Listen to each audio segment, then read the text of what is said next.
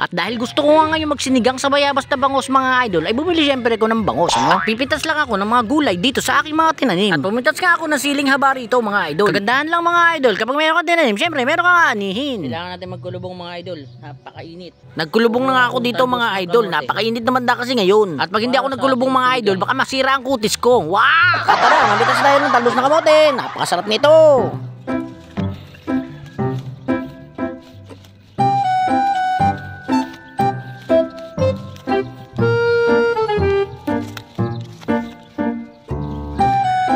Tama na muna ito mga idol.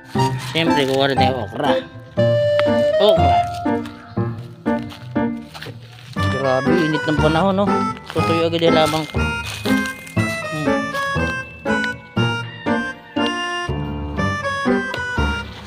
At dahil na kompleto ko na nga ang gulay natin mga idol, ay pwede ko na siya lutuin. Inasinan ko na nga ang bangus dito mga idol. At binuksan ko na rin ang kalan at para isa lang itong aking kawali. At naglagay na rin ako dito mga idol ng tubig para mailagay ang ating mga gulay.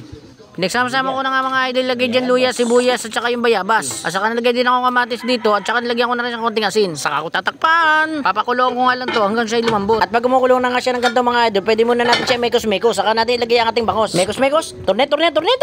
At ayan na nga nangyari ng hula, pwede na natin ilagay ang bangos. At syempre para mas masarap, lalagyan ko to ng patis at saka ang ating magic talap-talap. At tatakpan ko lang to na sandali lang mga idol. At pag kumulong na to ay aking bubuksan uli at para ilagay ang ating mga gulay. At una ko na nga nilagay dito mga idol ang ating okra. Sinunod ko tong talbos ng kamote at nilagay ko tong siling green. At ito mga idol, isang takip na lang to at okay na to. Pwede na tayo kumain. At ito na nga mga idol, luto na ang ating sinigang sa bayabas na bangus. Napakasarap nito. At hindi ito isang pandaraya.